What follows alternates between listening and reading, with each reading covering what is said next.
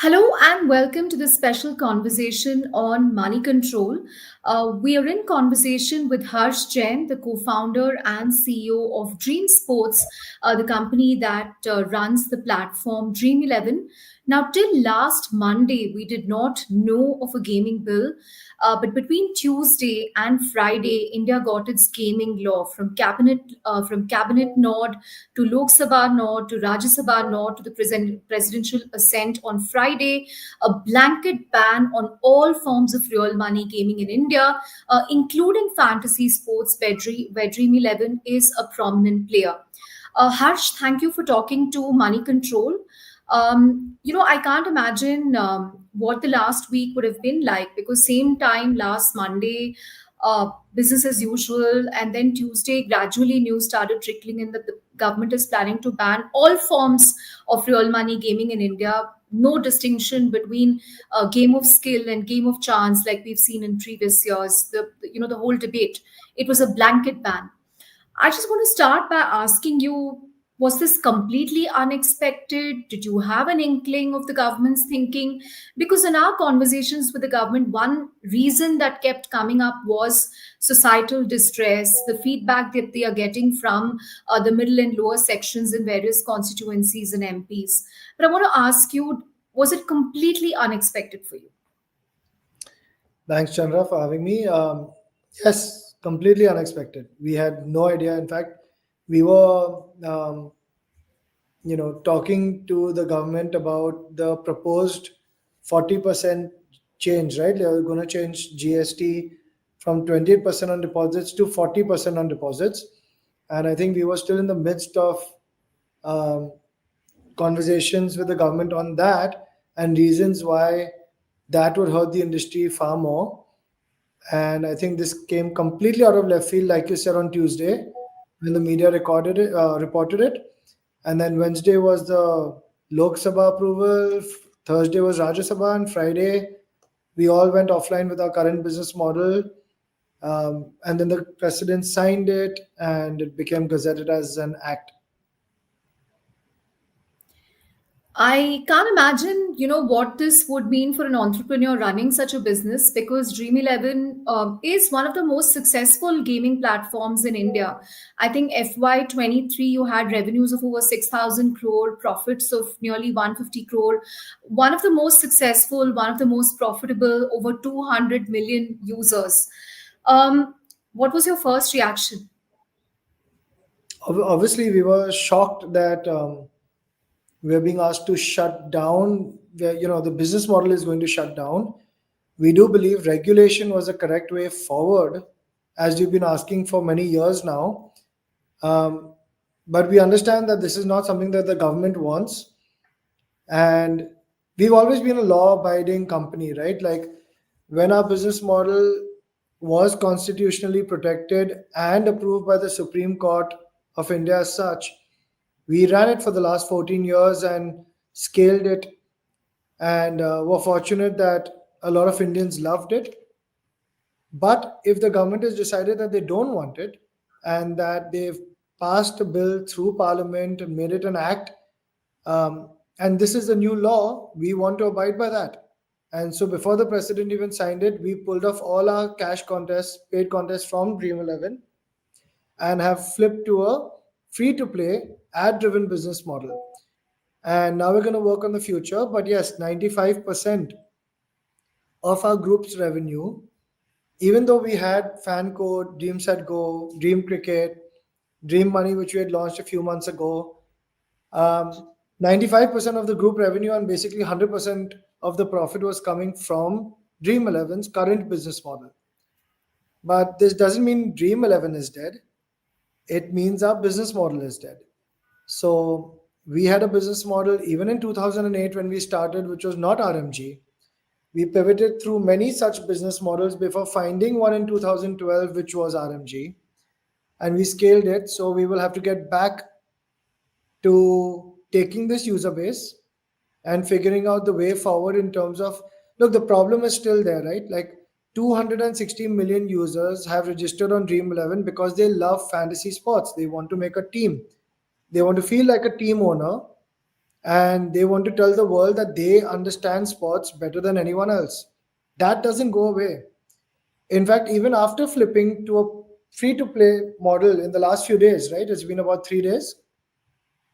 We still have millions of people coming on Dream11 to play for free because they want to compete with their friends. Now, how do we find a business model through that which is acceptable to the government? That we have to keep innovating and experimenting. We are looking forward to a regulator being appointed for online social games, which we will now be, and not online money games. But as a group, Chandra, I've always said this to the media for many years, and now maybe it can actually come true. Is that You I've don't want to always be told called a people that, gaming company. yeah, that's right. Because you've spoken about this for so many years. We're not a gaming company. In fact, Dream11 also is not a simulation game. You can't just play it anytime you want. It's based on a real life match, and it's a strategy contest where you pick a team and then you're done, right? In the same way, we have sports content with FanCode. We have sports travel and experiences with Dreamset Go. Now we've launched Dream Money, which is on the fintech side. Our company's name has been Dream Sports. Our Indian company name was Porta Technologies Private Limited, is Porta Technologies Private Limited, which stands for Sports Data Technology Private Limited, right? So now we're going to focus all our energy on sports AI. And the way AI is going to disrupt every industry, it's also going to disrupt sports. We have sports content, sports commerce, sports fan engagement, sports analytics, sports performance, sports merchandise. All of this is going to get disrupted by AI. And now I have 500 engineers who I can who I can allocate to solving these problems. So yes, it's a body blow, it's a knockout punch, but you have to get up from that and keep going, and we will start again to solve these problems for Indian sports fans. Let me revisit that number, Harsh. Did you say 90% of revenues, 100% of profits gone? 95% of revenues. And yet you're smiling and you're calm about it. I don't know what is going through your mind. um, it's been 18 years, Chandra, of running this. We've had a lot lesser when we started out. I think you know the journey. When we started out, we had all these amazing dreams and aspirations, if you forgive the pun, and it didn't work out. And then we had to run a social media agency on the side just to make money to get Dream11 to stay alive and find a business model. When we found the RMG business model, nobody believed. And so for 2, 3 years, even though the business model was working, we couldn't raise any money and we had years of rejections. And then finally we were able to raise money. But after a big Series A, um, right at the doorstep, our first Series A investors walked away, and then we had to revive the Series A. At Series B, the same thing happened, and then we had to find another Series B investor. So, today, when I'm comparing what we have today, I'm just trying to obviously be optimistic about the future. There is no way to say this is not like a knockout punch, right? This is obviously a huge blow to us. But I have to be, you know, a delusional optimist about the future. All entrepreneurs have to be a little crazy to do what we do. And I have to look at what we have today to do what we want to do right now. We have 260 million users. We have a brand that's loved and trusted by a lot of people. We have an amazing talent pool with us. And we have some capital that will help us get to product market fit for a lot of the ideas we are pursuing now. So, with this distribution and with this team, there's very little things that we cannot do if we put our mind to it. It's a lot more than we've had in the initial days. And so, you know, I don't want to live in the past. We just want to focus on the future, which is why we're not even going to challenge this ban. That's an important point. In fact, I think Vikas was just going to ask you about that. There are reports that companies are lawyering up. You're saying you're not going to charge because you seem to have taken this with a lot of equanimity. You put out a long statement in the last few days. I think Vikas did a story that you're also teasing an investment FD and gold deposit app over the weekend called Dream Money. That's um, been live for a few months now, and we've been, we had applied for like licenses, all of that. That's been on for a long time. It's not anything new, but of course, now it feels like this is what we're pivoting to. But now we're promoting it a lot more to our users, obviously, as another business that's running today. Hmm. Sorry to No, but interrupt. why wouldn't you challenge it? Because some lawyers are saying this has no constitutional validity. The Supreme Court itself, defined and gave legitimacy to games of skill. The government gave it legitimacy in the IT rules. They then decided to levy taxes. And someone has taken away 100% of your profit and 95% of your revenues. Why wouldn't you fight back? Because I think the government has made it very clear that they don't want this right now. Now, if for whatever reason the law changes or regulations come in which allow us to continue with that business model, then the law is telling us you're allowed to do it again. Today, the law stands that we are not allowed to run that business model and we will abide by that law. And I think there's a gaming regulator also on the ambit that will get announced and will be operational. We can even ask them about different kinds of business models. And if they approve any of those, then we will run them. If they don't, we won't. So I think we want to focus entirely on the future and not fight with the government on something that they don't want. So, not challenging this in court. Vikas, you want to take it forward? Hush, if you're not challenging it, then what are the next steps for Dream Sports then? Yeah, good question. We have the next steps is to actually prove to the media that what we've been saying for so many years is actually true. We are sports fanatics, and we believe that there are an unbelievably large amount of sports opportunities in India that we can pursue. I think anyone who's looked at the Western world knows that, outside of the sports tier one, like Indian men's cricket team, PKL, ISL, outside of those kind of tier one opportunities, only sports broadcasting has been solved and is global best practice. Like that's like globally recognized as something that we've done better than even the Western world. Everything else, long tail content of sports commerce, sports merchandising, memorabilia, sports analytics, sports data, none of it we are even close to the rest of the world, and we have 1 billion sports fans. So finally, now I have an entire team and of people, of sports fans, who will work with me on these problems, and we will deploy all the capital we have in solving those problems. If the law changes tomorrow, like I said, we'll continue to explore that opportunity based on whatever the law tells us you're allowed to do. Okay. Okay. You recently held a town hall for employees as well, right? I mean, what did you tell employees? I mean, are there layoffs in the offing? I mean, or are you looking at redeploying talent to other ideas in the sense? Yeah, we already have fan code, Dream Set Go, Dream Cricket, Dream Money. We have a lot of talent demand internally as well. We have all these sports ideas to work on. I mean, all of it, because if we want to build things back up, then the first thing is talent, right? You can't build anything without the talent pool. And so I think as the first principles we said is that talent will always be protected here at all costs, right? We're not interested in doing any layoffs. We are interested in building with that talent to dig ourselves out of this hole. Like by just getting rid of good talent, how will you ever come out of the hole then? The only way to come out of this and deal with 95% of your revenue being gone is to actually build new products that you can monetize in the future, right? and that will always start with talent. So no, all the talent here is safe, and we will need them as we build the future of this company now.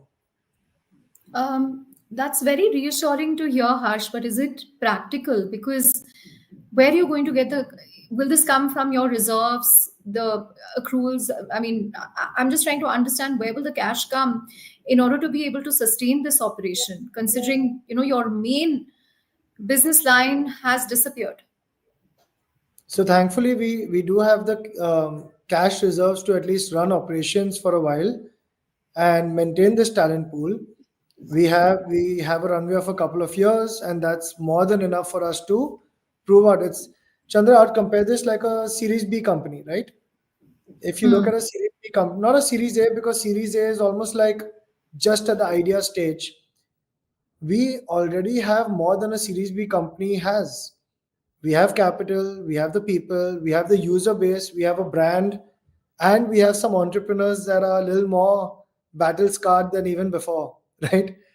So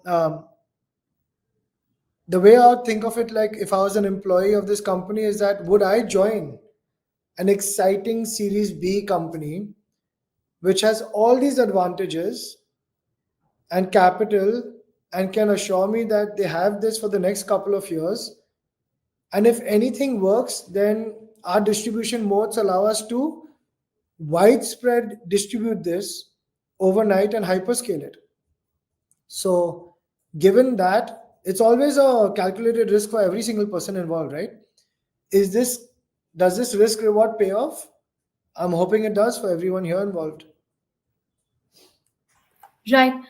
Harsh, do you think gaming companies overlooked the societal risks and distress that were coming from money based gaming? Because, we've been talking to people who say that they know of house helps, maids, drivers, police constables who have run up debt on platforms like Dream11, poker platforms, rummy platforms, and so on. Do you think the industry underestimated the level of stress? Because government officials we've been speaking to say that they were very confident that this is something that's impacting all political parties, all political constituencies, based on the feedback they're getting from the ground. um, did companies not sense this enough? Because there have been reports time and again about the societal risks that this is posing in a country like India.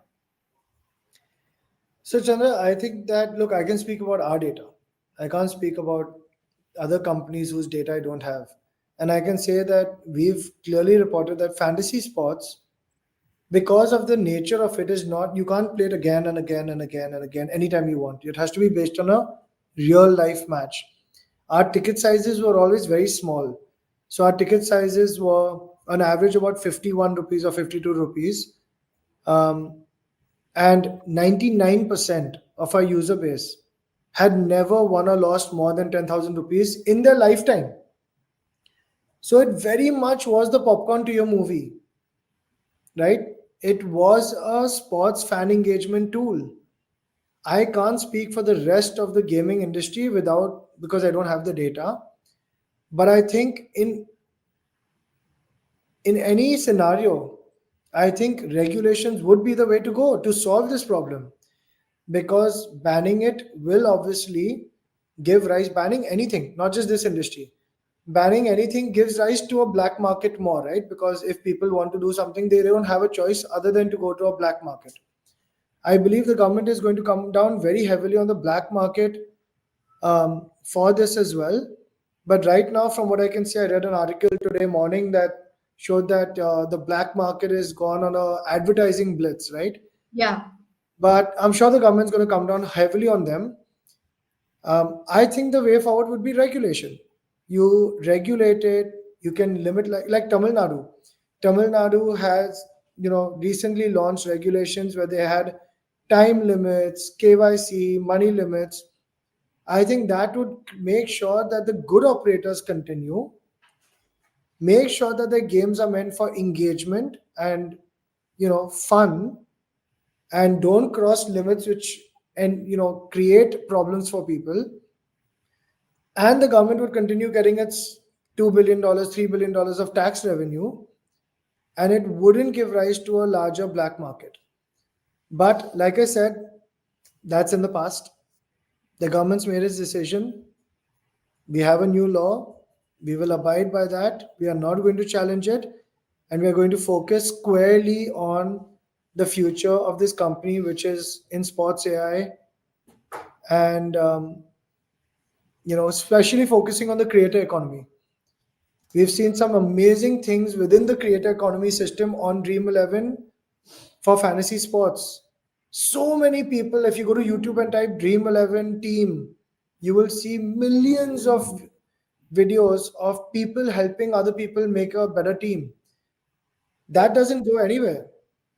Even if it's a free to play game like the Fantasy Premier League for EPL, has this entire creator economy, and that is completely free to play.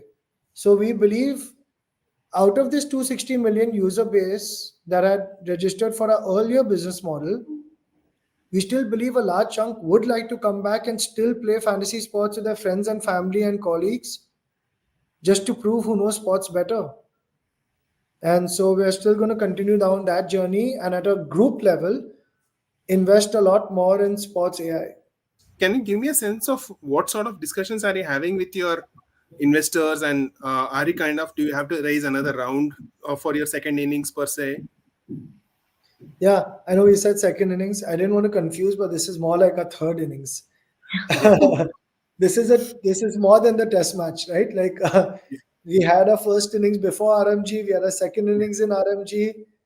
But yeah, just jokes aside, I think that we have enough capital now to sustain our headcount and our people for the next couple of years. But if any of our new business ideas work and we want to hyperscale them, yes, then we'll need to raise capital. Fortunately, we have like an amazing set of investors with us who I'm sure would support us and would want to tap into any opportunity that we find product market fit in, given our distribution advantage and given what we can do. um, Honestly, I compare this like it's like the it's like in sports, right? We compare everything to sports. If you lose a World Cup final, at that moment it's like the end of the world.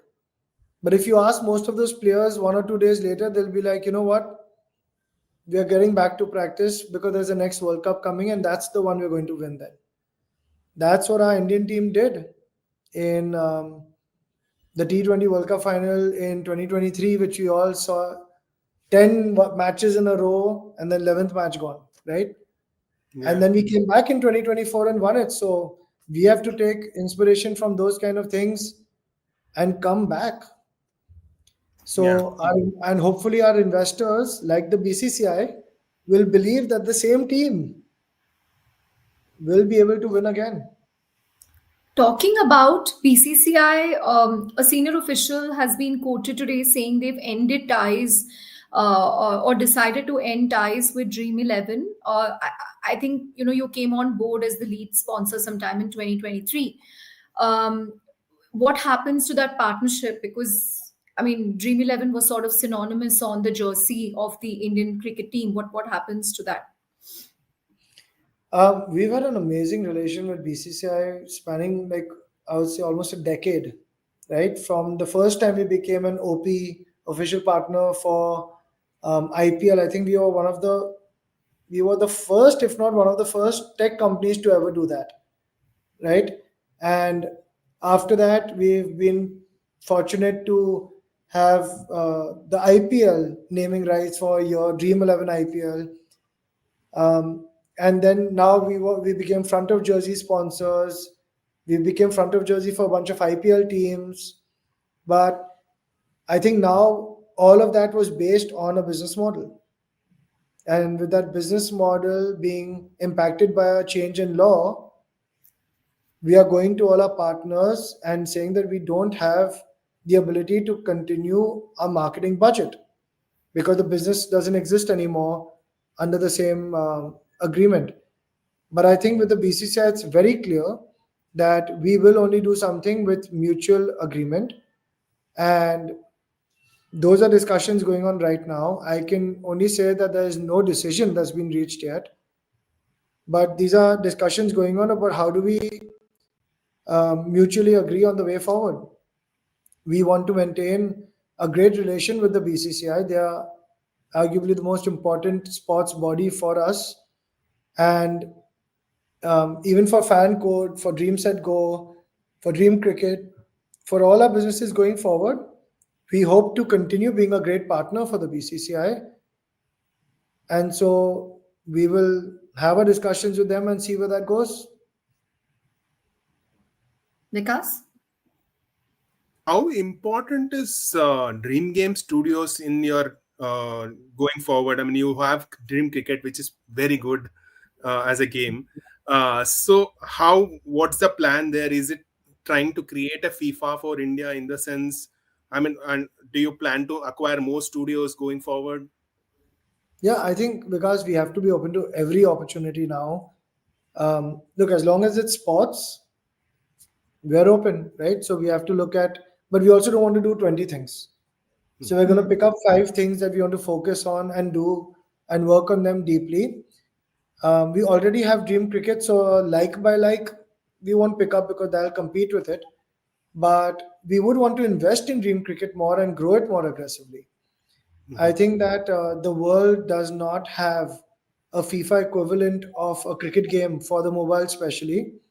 Yeah. And that's something that I think India would be proud and would fit right into our Honorable PM's vision of making India a great sporting nation and a gaming superpower. Both of those would meet in having an online social game that's come out of India for the whole world. Just as free to play and high engagement and teaching a lot more people about cricket. Okay. How does fintech fit into your entire ambitions with sports? Yeah, With sure. yeah, It doesn't. It doesn't. That's something that we saw that that's the only one thing that we've done, I think, in our history, which doesn't fit in because we saw some problems there, and a lot of our users believed in us deeply and said that, hey, I love your brand. Can you help me also like manage my money? And I think given the fact that our distribution was largely across India, there was an entire strata of society that needed financial literacy. So if you can see, our Dream Money proposition is also not about like investing large amounts of money. It's about getting people started with the habit of investing. And so it starts as low as 10 rupees, right? And the whole point is financial literacy and getting people to understand, okay, invest every day, invest a little bit. And over time, it does compound and really benefit. So those are the areas we're tapping into and seeing where problems exist in India, which we have which we can use our distribution and our goodwill to actually go and solve. Right. Um, Harsh, on the practical and operational side of things, are banks supporting you? Have they put any freeze on current accounts? Are they seeking declarations that you have ended all RMG before continuing their business relationship with you? Because if you look at the fine print of the government order, it also says that payment service providers, banks should not work with any form of money-based gaming companies. So, any issues there in salary dispersal, running the business, so on and so forth?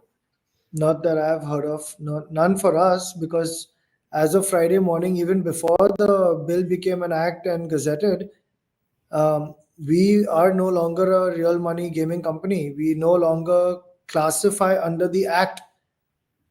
And so I think that act stops banking um, organizations from working with companies that, after the act is in place, continue to provide an online money gaming service. That is not us. Any regrets about what you could have done differently to avert this order, this ban? Yeah, I think, look, going back in time, I think the industry could have worked harder to come together and self regulate even more.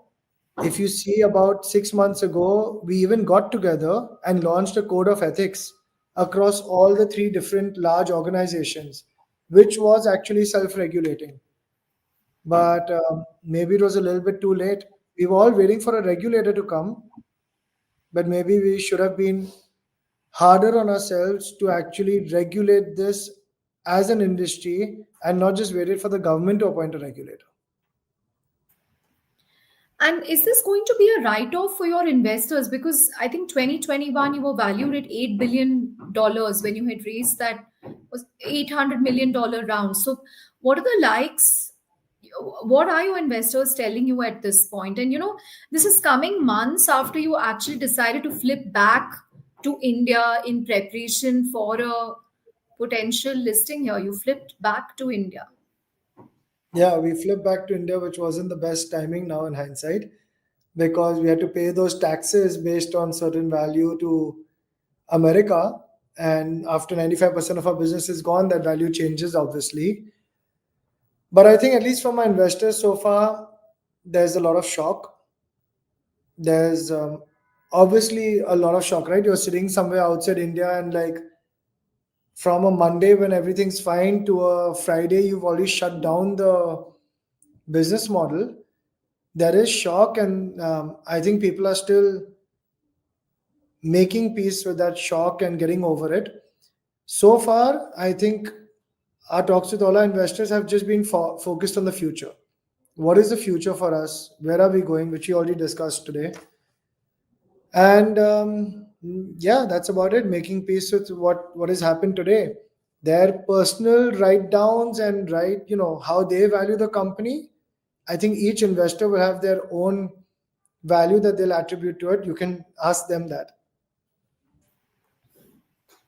Vikas? Harsh, couple of companies are also exploring international markets, right? US and other markets per se. Do you have any similar ambitions, or you're still going to be India only, in the sense, in terms of products? No, I think we will have to explore the international markets, but I would not jump to that first. I still want to be India first, Hmm. just not India only, Yeah. right? Like the ad model that we've launched on Dream11 now, free to play, Hmm. fantasy sports with ad model. The ad model would have a very low ceiling of monetization in India. Hmm. But if that works in India, I'd want to open it up to the rest of the world, because there are cricket fans everywhere and would want to play for free. And the ad rates are much better in Western markets. And so I think we'll be open to it, but we'll always be India first. And Okay. we'll always be Make in India. I'm not interested in having offices worldwide, and our HQ will continue to be in Mumbai. Okay. Even after all this, you don't wish, damn, I should have been based in the US or Dubai. No, why? We're Indian. This is home. Yeah. What Okay. has been the response from other entrepreneurs? Sanjeev Pichchandani, for instance, said that this is what resilience is all about, entrepreneurship is all about. But what have you been hearing from the other entrepreneurs? Is there also a sense of fear that we're running this business for 16 years and then one fine day anything can happen? And, that's the uncertainty you have to live with in India. Is that going through their minds at all? Yes, of course. Look, there's no way of hiding the fact that people are very shocked at the speed at which this decision was taken. But I think every entrepreneur looks at it differently.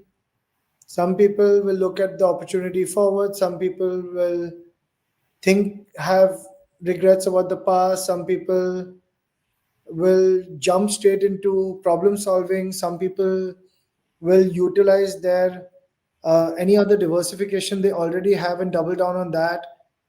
So I think some people will move abroad. Everyone will have a different reaction to this. So I can't speak about anyone else. I can just tell you we're here to build a great Indian sports company. Okay, as we wind up, Vikas, any closing questions from your end? Nothing else, actually. Yeah. Harsh, I just wanted to get your perspective. Who was the first person you called when you heard about this? Who has been your anchor or go-to person in the last week to kind of, just tide through this? Was it an investor? Was it your parent? Was it your co-founder? Was it someone else, a friend perhaps, who helped you? My wife. I think she was the first person. We've been married for 15 years and we were dating for 8 years before that. Wow. So, we've So been she's together for she's seen 20. three innings of Dream Yeah, 11. she was there before I had the idea for Dream11. So obviously she'll be the first one, and family is what gives you strength to then come back from this and deal with this. Obviously, my co-founder and my team here are integral parts of being, giving us that strength and then optimism for the future. The investor support is extremely important because that can become very difficult in these times. But the first person would always be my wife, and my parents have been like extremely supportive, and you know, always my parents, my sister, my family. I mean, those are the people. That's why it's family, right? They are here when the chips are down, not just when things are going well.